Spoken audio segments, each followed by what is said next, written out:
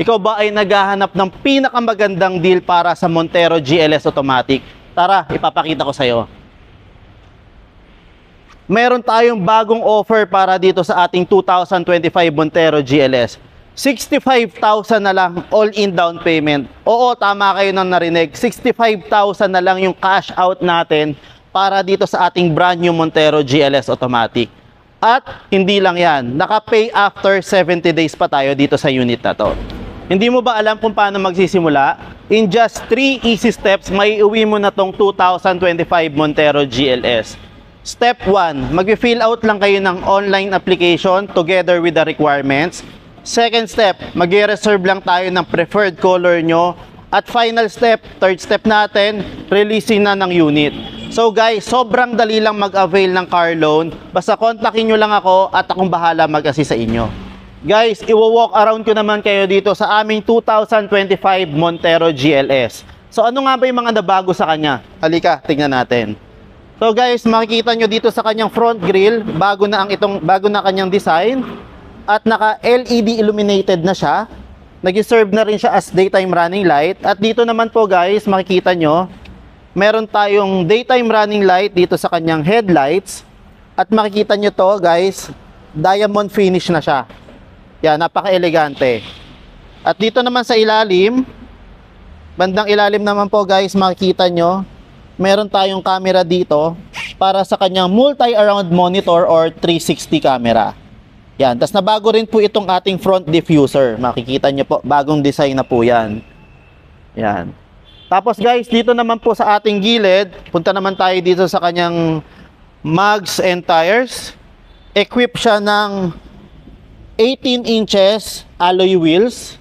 Ang kanyang tire size ay 255 by 50 R18. And then parehas na po ito na naka front at rear disc brake. Yan. Tapos guys, dito naman sa side mirror niya, makikita nyo, meron din tayong camera dito. Ito yung nag-serve as 360 camera din niya. Yan. Tapos po guys, naka-integrate na rin dito ang kanyang turn signal light. Dito sa kanyang side mirror. Tapos guys, papakita ko sa inyo yung kanyang remote key or key fob. So guys, ito po ay naka-keyless entry na tayo dito guys. At meron na rin tayong ditong button. So kapag malapit tayo dito sa unit at pinindot natin to, automatic po maglalak ang unit at mag-fold ang side mirror. Kapag naman po pinindot natin ulit, mag-unlock ang unit at mag-unfold itong side mirror at makakapasok na tayo dito sa loob ng ating Montero Sport. At hindi lang yan guys, kung sakali palang malobat ang ating remote key, pwede nating hugutin tong manual key nya at ipasok natin dito para magkaroon po tayo ng access sa loob. Yan po. Tapos punta naman po tayo guys dito sa likod ng ating Montero Sport. As you can see, napakaganda na po ng taillight natin dito. Naka LED na rin siya ang ating taillight. At dito naman po sa bandang ilalim, meron po tayong 4 na sensors. Yan. So, added safety feature natin yan sa Montero. At dito po sa ilalim ng kanyang garnish, meron na rin po tayong reverse camera. Ayan po. And then, dito naman po sa loob ng Montero Sport na third row, yan po. Ayan po yung third row natin. Meron po tayo ditong toolbox. Yan, then ito naman po yung access natin sa spare tire. Yan po. And then, kagandahan po dito sa ating Montero Sport, ang kanyang third row po ay napa-flat natin sa floor. So, hilahin lang natin yung tali at itumba natin. Yan. So, dito po, mamamaximize natin yung space. Unlike sa other competitors natin, ang pag-fold ng third row nila ay pa-sideways. So, dito po, naka-flat sa floor. So, mamamaximize natin yung entire space. At guys, dito para nakalagay yung kanyang jack. Dito, may hidden siya. May hidden area siya para sa ating jack para hindi nakakalat. At kahit sa third row po, meron tayong mga seat belt at cup holder po dito sa kabilang side. And then meron din po tayong power outlet dito. Yan po, guys. So guys, pasok naman tayo sa interior ng ating Montero Sport. So guys, nandito na tayo sa loob ng ating Montero Sport GLS Automatic. Ang kagandahan dito, basta nasa loob ng sasakyan tong susi, nakalagay dito, nasa bulsa mo or nasa bag, pwede mo nang i-start ang ating engine. Kailangan lang natin i-depress fully ang ating brake pedal at one touch dito sa ating push start button. Yan po, na-start na natin ang Montero Sport. Teka, nag-ano tayo. So ito po ang interior natin sa Montero Sport. Pasok ka, kabayan. Ito po yung ating steering wheel. Naka-tilt and telescopic na po ito. At meron na rin po itong paddle shifter. Yan po, paddle shifter. Para dito sa ating steering wheel, naka 3-spoke leather wrap tayo. At dito po sa left side, guys, makikita nyo po yung audio controls natin. While dito naman sa other side, sa right side, ito po yung icon or control natin para sa 360 camera. Pakita mo, kabayan. Ito. So guys, yan. Pag pinindot nyo po yun, makikita nyo na po yung 360 view ng ating Montero Sport. And then, nandito rin po nakalocate sa steering wheel natin yung cruise control at yung ano natin, yung answer and drop ng call. Yan po. Yan po yung mga icon natin dyan. Punta naman po tayo dito sa gilid.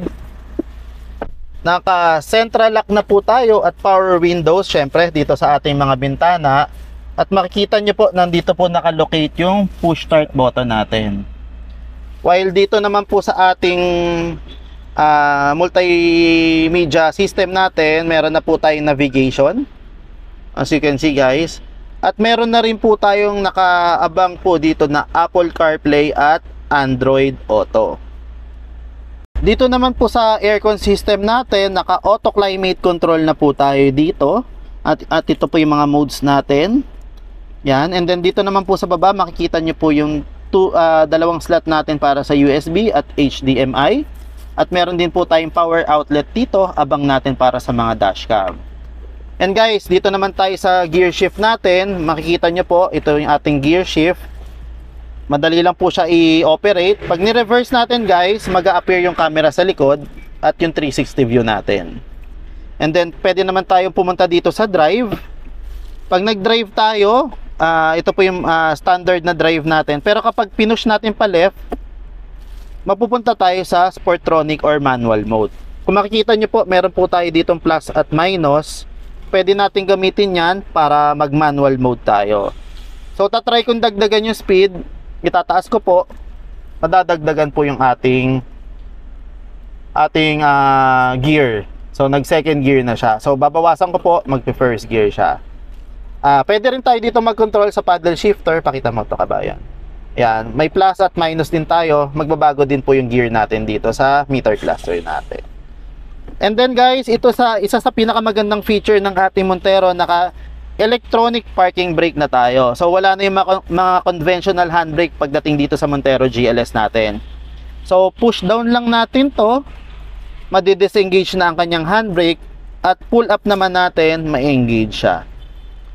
At guys, meron din tayong auto hold na tinatawag. Lapit mo sa akin, kabayan, itutok sa akin. So yung brake auto hold po, ginagamit ito kapag traffic ang ating biyahe. Kumbaga stop and go. Pwede nating i-activate to, ipe-press lang natin to. At kailangan po, especially huwag nyo kakalimutan, naka seatbelt. So ang purpose nito, guys, kapag nasa traffic tayo, pwede natin siyang i-activate para hindi tayo mapagod kakaapak ng preno. So ganito po mag-function siya. Ipe-press lang natin tong auto hold at may lalabas na po dito sa meter cluster natin na hold icon. So ibig sabihin, kapag naka-green po siya, right now po naka-green yan, ibig sabihin po niya naka-engage ang ating auto hold. And then ang gear po natin dito ay naka-drive tayo. So technically, kapag naka-drive tayo at inalis ko yung paa ko sa brake pedal, aandar po tayo dapat. Pero since may auto hold function tayo dito sa Montero, aalisin ko yung paa ko sa brake pedal, hindi siya gagalaw. Ito po ang aking paa, wala po akong inaapakan na brake pedal, pero hindi siya umaandar. At the same time, yung gear natin naka-drive. So paano siya madi-disengage? Aapakan lang natin yung gas pedal natin or accelerator at mawawala na po yung hold icon natin dito na green. So i-depress natin ulit siya, magiging green na siya ulit. kailangan i-depress lang natin ang brake pedal. So, ganyan lang po ino-operate guys yung brake auto hold natin. Sa mga bagong user natin ng Montero, much better po na pag-aralan muna natin bago natin i-try itong ganitong feature para at least familiar na tayo dito sa unit. Yan. Guys, ang binago din pala dito sa ating 2025 Montero GLS, ang ating seat material ay pinalitan na po ng leather. Kumbaga ito po ay genuine leather seat na po tayo dito sa Montero. At the same time, itong driver side natin, driver seat, ay naka-motorize na siya. Yan po, naka 8-way power seat adjustment na po tayo dito. So, madali na po nating i-adjust ang ating seating position dito sa ating Montero GLS. Guys, punta naman tayo sa second row ng Montero. So guys, nandito na tayo sa second row ng Montero Sport. Makikita nyo po, maluwag pa po ang ating legroom. At the same time, malaki pa po yung clearance natin dito sa ating headliner. So kahit mga 6-footer, hindi pa po mauuntog dito dahil maganda po talaga yung ating loob ng Montero Sport. At the same time, dito po, pasok tayo sir. Meron din po tayong USB charging port dito sa ating gitna. At meron po tayong 220 volts na power outlet. Pwede po tayong mag-charge ng ating mga laptop or ating mga ibang mga devices po. Yan. Yan. Tapos guys, dito sa gitna, meron tayong center armrest. Hindi lang natin siya mabababa dahil po ay naka-plastic pa. Dahil bagong-bago po itong ating Montero Sport. So guys, punta naman tayo sa third row ng Montero Sport. So guys, nandito na tayo sa third row ng ating Montero Sport. As you can see guys, hindi pa naman tayo tumatama dito sa ating headroom ng ating Montero Sport. At the same time, dito po sa ating legroom, kahit pa paano may halos isang dangkal pa po. So kahit pa paano, comfortable pa naman po yung mga pasahero natin pagdating dito sa third row. At ito nga po, meron pala tayo dito guys na dalawang cup holders at ito po yung ating 220 volts na socket po. Yan. So kung mga long drive, pwede po mag-charge dyan ang ating mga passenger. At hindi lang yan guys, sa third row at second row, meron din tayong mga aircon vents para komportable pa rin syempre yung ating mga pasahero. So guys, punta naman tayo sa engine bay ng ating Montero Sport. So guys, ito naman ang ating engine bay ng ating Montero Sport. So ang makina natin dito ay 2.4 liter, 4 inline, dual overhead camshaft with MyVec technology at naka-turbo na rin po itong ating Montero Sport.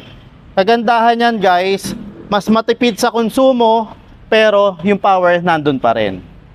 So guys, ayan ang ating quick walk around para dito sa ating 2025 Montero GLS. Makikita nyo naman guys, napakadami niyang features at napakaganda ng ating Montero Sport. Talagang value for money siya. And syempre ang ating bagong promo para dito sa Montero GLS. Imagine 65,000 na lang ang kanyang all-in down payment na dati-rati ay umaabot ng 100,000.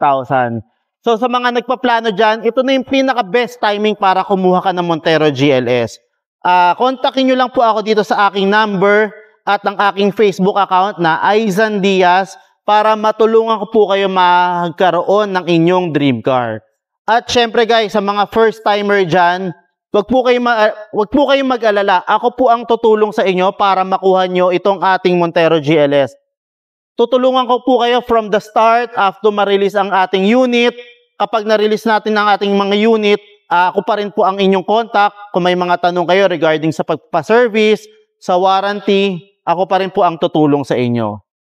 Guys, dito ko natatapusin ang ating video. Kung nagustuhan nyo man ang ating video, pakisubscribe naman ang ating channel, like at comment kayo. At marami pa po tayong ilalabas sa mga content na related dito sa ating Mitsubishi. Kaya stay tuned po sa ating mga susunod na video. Again, maraming salamat. Ako po ulit si Aizan Diaz ng Mitsubishi Abad Santos, Manila. Peace.